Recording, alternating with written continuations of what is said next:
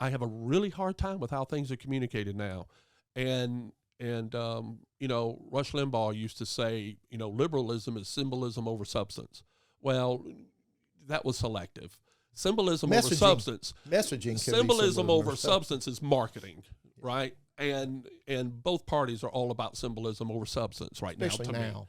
Especially now. And I'm so sick and tired of it. I know. I think the world's so dumbed down, though. I was at D.C. I had a pastor retreat, a summit with my top pastors from 17 states this week, and Fox News did it. We sang How Great Thou Art in the rotunda. It was really cool, and Fox News picked it up, and they did a story on it. It was it was cool, and 80 pastors in the Capitol. But I was in the Jefferson Memorial Wednesday before I flew out. God who gave us life gave us liberty. And can the liberties of a nation be thought secure, and we have removed their only firm basis, a conviction in the minds of the people, these are gifts of God? Yeah. Indeed, I tremble for God's wrath. Mm-hmm. And I just thought about it because you're right. The symbolism or substance, man, we can't even hardly read those words today. I went and read the Lincoln Memorial and what he wrote in the Gettysburg Address on his lap on a train ride from D.C. to Gettysburg. People today don't speak that way, that eloquently, that articulately, that deep. Right. And it just feels like now the messaging is to the lowest common denominator. You watch a commercial, and I just feel dumber for watching that these days. You know what I mean? Yeah. And so you're right. It's not a side that has a corner on that deal. It's a problem. But its messaging has become symbolism over substance, and we now cater to feelings instead of facts. It's a problem. Right. So I'm sitting there in August of 2015. I will always watch every presidential debate. Yeah. Now, I used to live in New York. I need to get you to one. I would love to. You want to go to one? Yes. I'll have tickets. Yes. I'll have tickets. So I'm sitting there at home. I lived in New York. I know Donald Trump pretty well from living in New York. And that first presidential debate, I realized we have a problem. On my perspective of how decorum, of integrity and bullying. And I realized, oh my gosh, the world's about to change.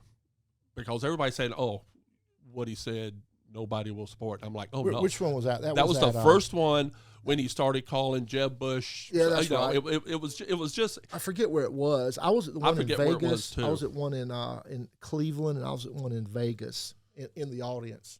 And the guy knows his marketing. There's no doubt about it. He knows how to attract the crowd. Right. You know what's weird about it? When you're with him, I've been with him in small rooms, political discussions. I was at the RNC. I was running GOP Faith at the time, and so I got to be in those meetings. He's 180 degrees difference when you're like this with him. That's the part that scares me, Chad. Why are you? Well, I think it's because, one of my speaking mentors, Charlie Jones, who's passed away, he's in heaven now. He said, "Be funny, make money, get people's mouth open with laughter, and you can pour the truth in. You get them listening." Trump does that in a different way completely. But I felt every time I've been in that room with him in a small group, how incredibly attentive. What do I need to know from you? Things the media would never show behind the scenes when you're walking in, and he talks to everybody. I have heard that from so many people. Unbelievable. Unbelievable. You'd be so proud of that. And then it's the Apprentice once you're on the TV cameras. It's an oddity. It's a masterful stroke in some ways. Is it an oddity, or is it he just knows how to speak to people he needs to get attention from? I don't know. I see such a deep sincerity when he's around me and you going through the kitchen. Doesn't stop to some. And I'm around a lot of politicians. I've been around, you name them, I've been around the last 12, 15 years. I've been around everybody who's run for president. I've got most of their cell phones in my phone, and a lot of them don't have a bit of that sincerity. Right. They're doing their best to avoid people. Trump went to them. I think it was his magic. He talked to the TV like me and you talk to the TV in our houses. Like he's talking to people, the anger, the frustration, the whatever else, the love for America. That was the magic.